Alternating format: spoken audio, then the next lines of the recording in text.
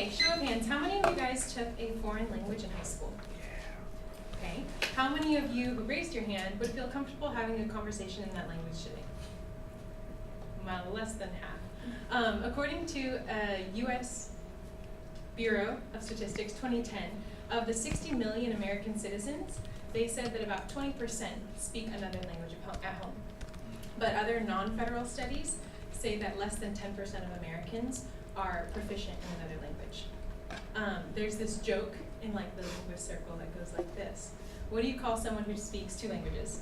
What?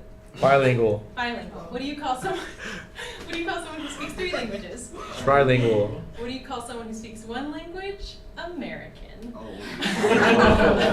I personally grew up speaking Spanish at home, and because of that, I took 4 years of French in high school, and it was easy and nice.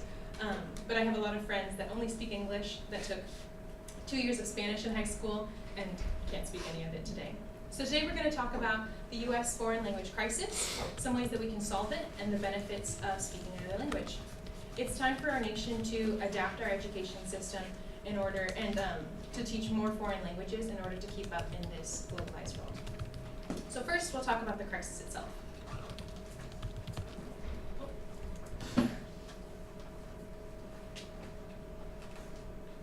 There's Oh. I'll pause. I think because you have to download it, so. the And words disappeared, but I have it memorized. Go ahead and press. Go ahead and press the bottom left button on the remote. The smaller bottom left button. That'll put it back in presentation mode. No, not working. Okay. Let's try. I think it's because she's using. Yeah, because it's not downloaded. Okay. All right. So go ahead and jump to where you are. I'll start your time. Okay. So the foreign language crisis. According to Squirrel 2012 from Forbes magazine, 18% of Americans proficiently speak another language, but 53% of Europeans proficiently speak another language. There's a general consensus among business leaders, teachers, scientists that not enough Americans speak another language proficiently. And according to Wiley 2012, published on the Council of Foreign Relations Press, the Council of Foreign Relations Press, other countries learn, no, scratch that, that's the other slide. 2012, Foreign Relations Press, the only program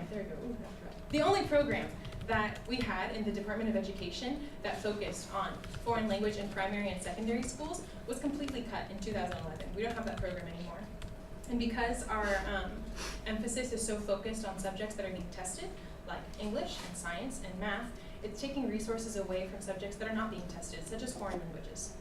So now that we've talked about the crisis itself, we're going to talk about some ways that we can help solve it. So what we can do is start languages earlier.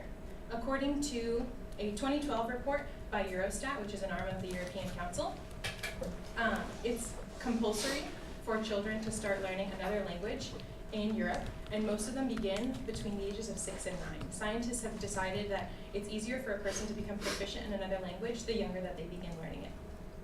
So what we can do is to start teaching in primary schools. According to Devlin 2015 in the Pew Research Center, there's very few primary schools that teach foreign languages. I know mine personally did not. And there's no nationwide mandate on foreign language instruction.